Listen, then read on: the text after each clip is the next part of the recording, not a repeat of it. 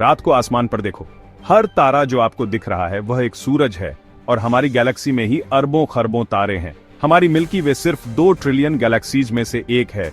इस observable universe में हर एक में अरबों तारे हैं। यह पृथ्वी पर रेत के दानों से भी ज्यादा तारे हैं।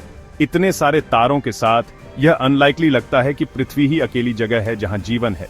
केपलर और जेम्स वेब जैसे टेलीस्कोप्स की वजह से हमने हजारों एक्सोप्लैनेट्स ढूंढे हैं, कुछ पथरीले, पृथ्वी के साइज के, और हैबिटेबल जोन में जहां लिक्विड पानी हो सकता है।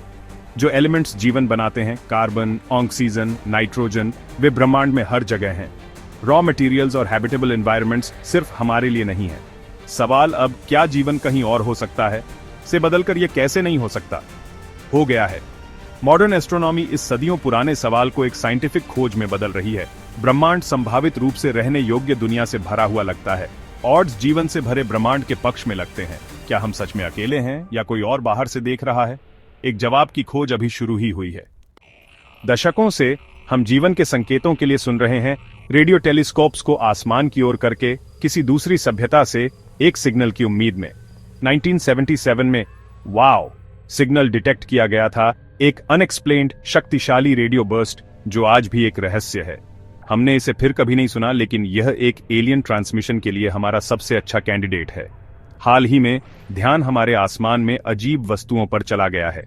अमेरिकी सरकार ने अनआइडेंटिफाइड एरियल फिनोमेना के नेवी वीडियो जारी किए हैं, ऐसे क्राफ्ट जो ऐसे चलते हैं जिसे हम समझा नहीं सकते।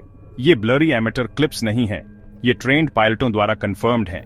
अधिकारी मानते हैं कि वे नहीं जानते कि ये वस्तुएं क्या हैं। क्या वे एडवांस्ड ड्रोन्स हैं, अननोन नेचुरल फिनोमेना, या कुछ और? ये साइटिंग्स हमें सोचने पर मजबूर करती हैं। क्या हमसे कोई मिलने आ रहा है? ये बहस फ्रिंज से मेनस्ट्रीम में आ गई है।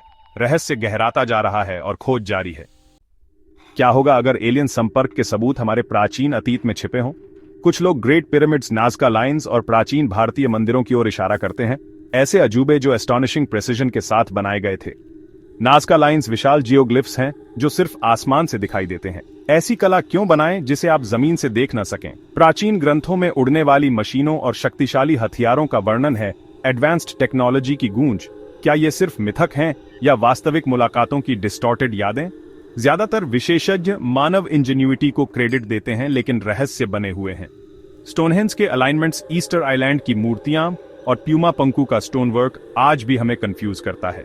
इन फीट्स को एलियंस को देना हमारे पूर्वजों को कम आंकना हो सकता है, लेकिन सवाल बने हुए हैं। ये प्राचीन अजूबे हमारे इतिहास के बारे में अटकलों को बढ़ावा देते हैं।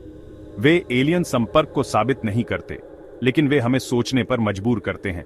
हमारा अतीत जितना हम कल्पना करते हैं उससे ज्यादा कॉम्प्लेक्स हो सकता है। जवाबों की खोज जारी है। आज जीवन की खोज हमारे अपने सोलर सिस्टम पर केंद्रित है। मंगल पर कभी नदियां और झीलें थीं। नासा के रोवर प्राचीन माइक्रोब्स के संकेतों की तलाश कर रहे हैं। यहां तक कि एक फॉसिलाइज्ड माइक्रोब भी एक ऐतिहासिक खोज होगी। लेकिन मंगल हमारी एकमात्र उम्मीद नहीं है। बृहस्पति का चंद्रमा यूरोपा और शनि का एन्सेलेडस अपनी बर्फीली परतों के नीचे विशाल महासागरों को छिपाते हैं। इन चंद्रमाओं में पानी, ऊर्जा और सही केमिकल्स हैं, जीवन के लिए इंग्रेडिएंट्स। फ्यूचर मिशंस का उद्देश्य इन एलियन महासागरों के सैंपल लेना है। पृथ्वी पर जीवन गहरे समुद्र के वेंट्स में शुरू हुआ। क्या इन चंद्रमाओं पर भी ऐसा ही जीवन हो सकता है? हमारे पास अंतरिक्ष से संकेत हैं, रहस्यमय सिग्नल्स और प्राचीन पहेलियां, लेकिन अभी तक कोई सबूत नहीं है। सबूत दिलचस्प है, लेकिन कंक्लूसिव नहीं है। खोज अभी खत्म नहीं हुई है। क्या हम अकेले हैं या जीवन मिलने का इंतजार कर रहा है? ब्रह्मांड पूछ रहा है। क्या हम जवाब देंगे?